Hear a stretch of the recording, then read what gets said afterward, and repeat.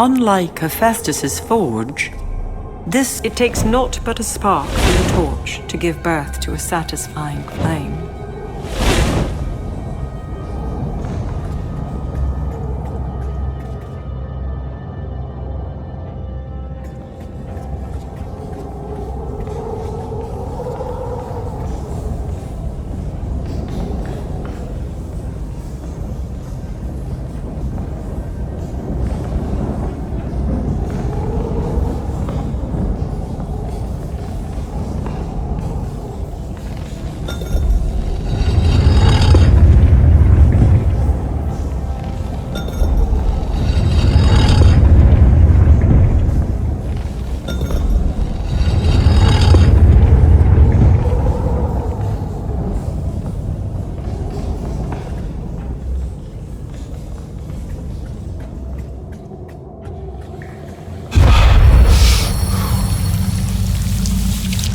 Milise file caparese.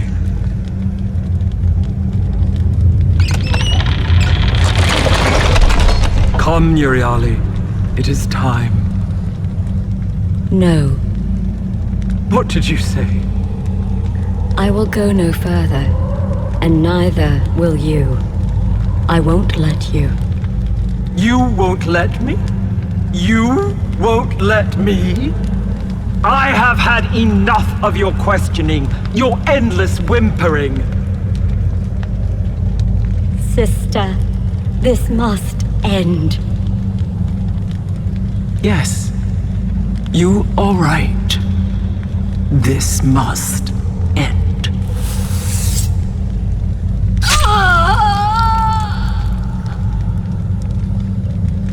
What have you done, Zeno? What was required. Goodbye, Euryale.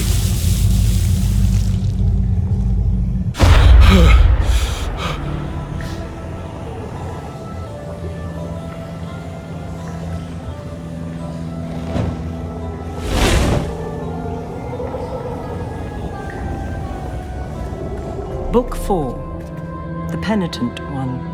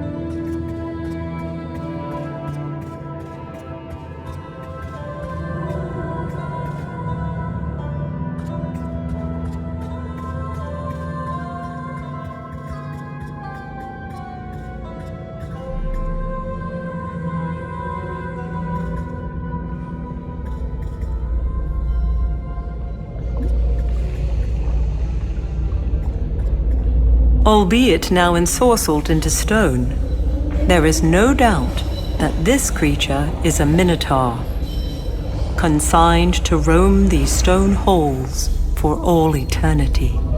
After a moment of concentration, Argonus unleashes the daimon's power upon the stone minotaur. The beast crumbles to the ground, its soul never again to maunder dark corridors. The rock in the center of this room has seen the work of a chisel, as if prepared to be a support or stand.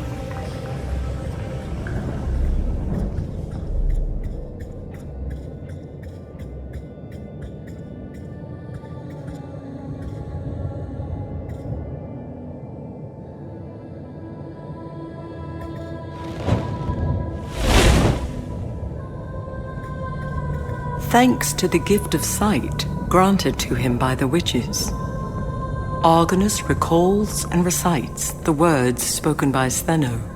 Μίλησε φίλε και πέρασε. As the doors part, the smell of blood rises to greet him.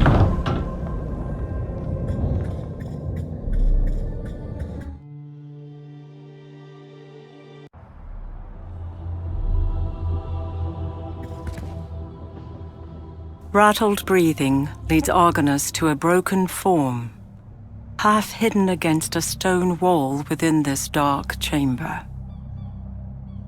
When the figure finally speaks, her voice is soft and filled with pain.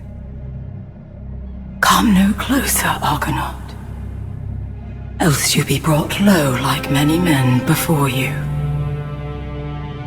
Even though I, Euryale, refused to let my gaze fall upon them, I offer no excuses, no defense. My acquiescence of my twin Stheno has made me culpable for their deaths as well. Euryale pauses for a moment, catching her breath before continuing. I can, however, offer you something else. Something you seek.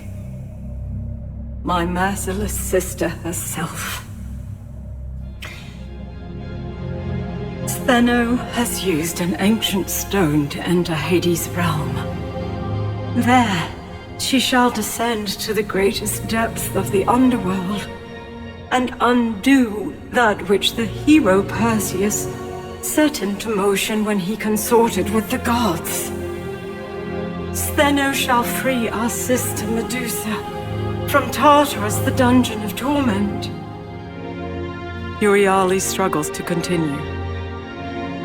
Athena was not content with the punishment Medusa suffered in life, so the goddess sent her there to live out eternity with the vile and the wicked.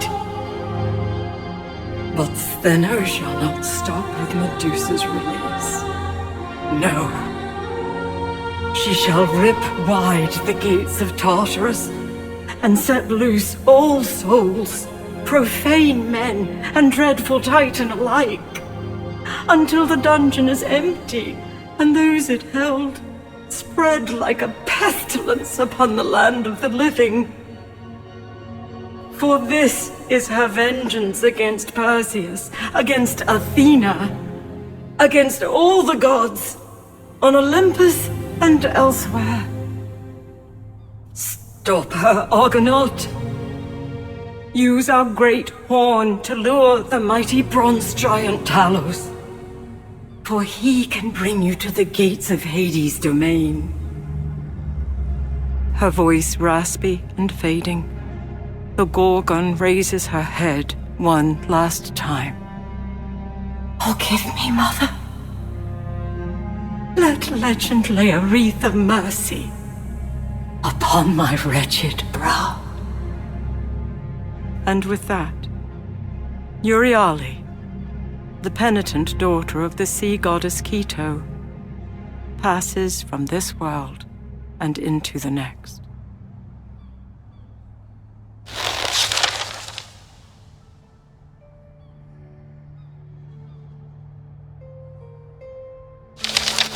I am a fool, wandering in a desert, muttering words of salvation and revenge through parched lips. Blindly I flailed about, searching for the blight that has overcome so many, and while each piece of the puzzle led me to water, I simply refused to drink. The Lord Poseidon himself revealed the first, when he spoke of the son of Danae and of Zeus. And while I knew this to be Perseus, I failed to recognize Poseidon's anguish was not bound to the death of his servants, but rather his lover, Medusa. Then the twin Gorgons, whom I had seen in a great vision, while protected from the effects of their dreadful gaze by the eye of the Grey Eye. Did repentant Euryale not say that she wished to mourn her sister in peace? It is now obvious that she spoke of dread Medusa, a woman that legend reveals fair Athena once cursed to wear a brow of vipers and turn men to stone. The goddess herself, when first met, readily admitted her hand stirred the waters of spite and vengeance. Now I see clearly that this sailor must do more than prevent the death of his shipmates. I must stop this dread ripple from becoming such a great wave as to pour unhindered from Hades' realm and drown all I hold dear.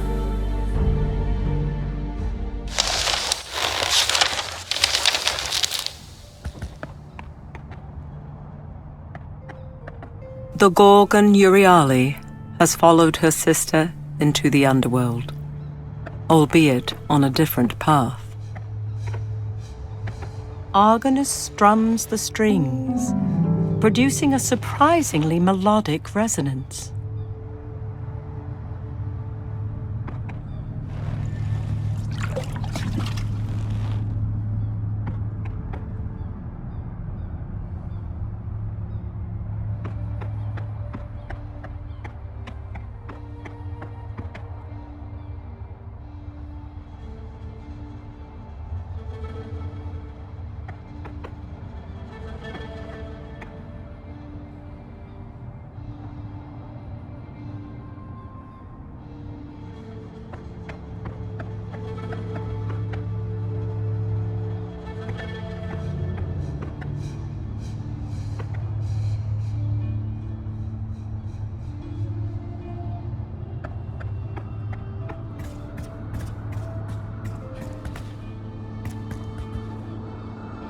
Argonus presses his lips to the horn. While impressive, the deep sound fails to draw out that of which Euryale spoke.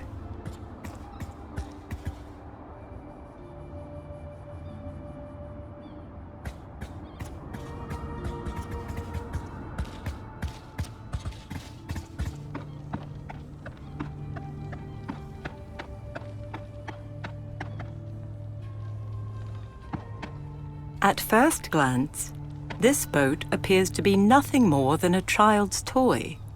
However, upon closer examination, it is quite familiar. 'Tis the faithful Argo. His hand shaking, Argonus moves the model of his father's ship from shallow waters to the beach surrounding it.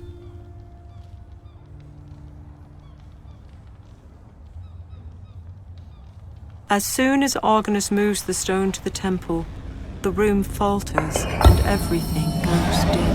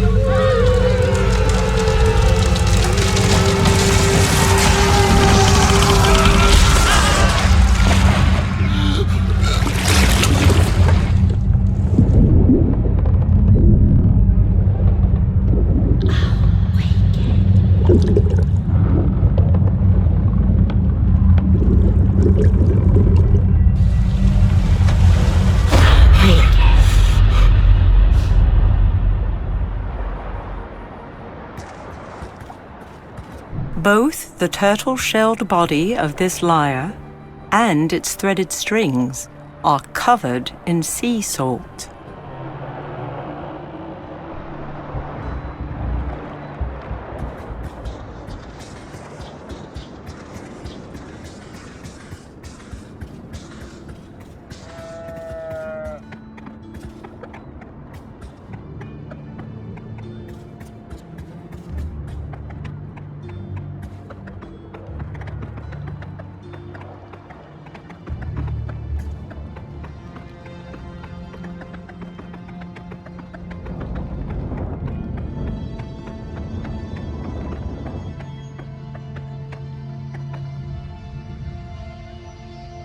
Once the stone is held within the light, the world around Argonus wavers.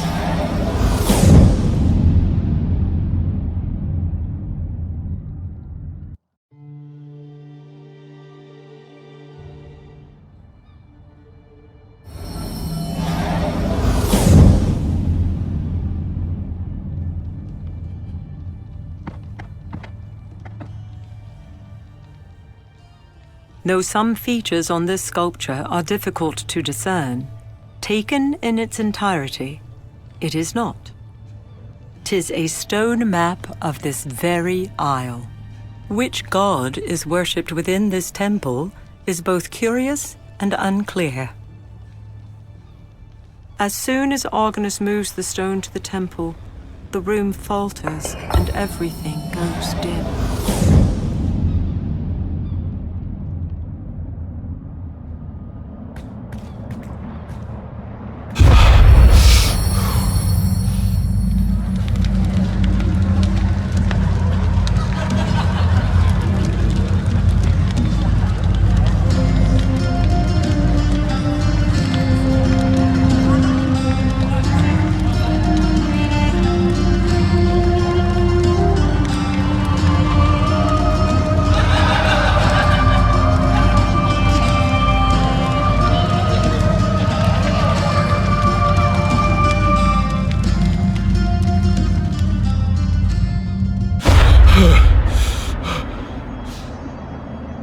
This woman is further proof that none shall be spared the wrath set upon this isle.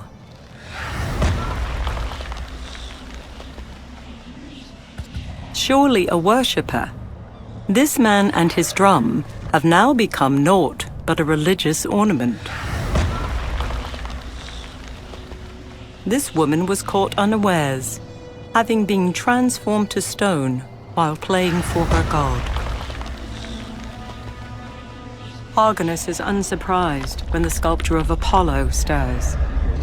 After all, he has come to expect such things upon this enchanted isle.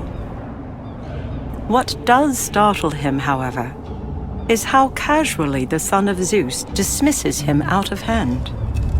How is it that a mere sailor may enter my temple and approach Apollo in such a manner, his hands empty of tribute, no song upon his lips?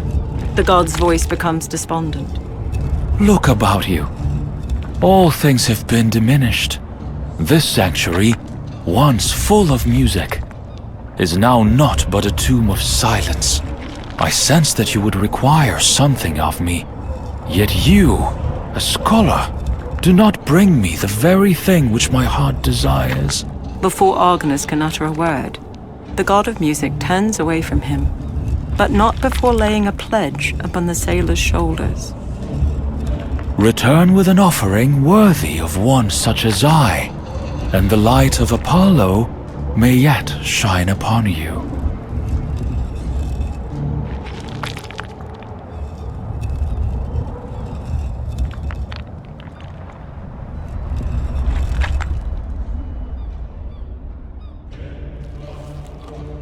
As soon as Argonus lays the lyre at the feet of the statue, the god of truth and prophecy awakens once again. Apollo appraises the gift for a few moments before the stone lips part. Though its form is crude, and its strings are found wanting, you have done well to bring this lyre into my temple. And although these days are dark, it shall bring music where none could be found. I would appear a boorish god if I did not offer something in return for this boon. Apollo says, gazing about, seemingly lost in thought. The statue waves his hand, and a heartbeat later, Argonus feels his satchel move. Take this, historian, so you are forever with song, forever with music. Let it never be said that Apollo is not as generous as he is beautiful. A smile forms upon Apollo's face, before becoming unmoving stone once more.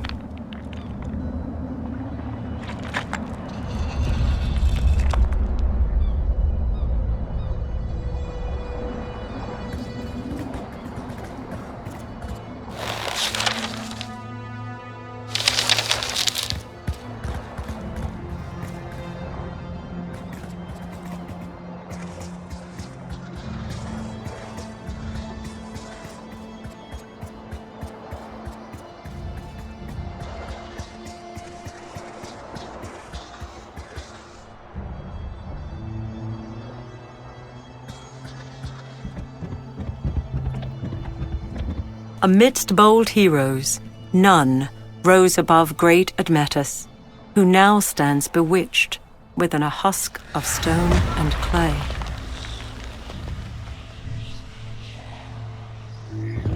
The hull of this ship has been crushed. Whether this was the result of sharp rocks is unclear.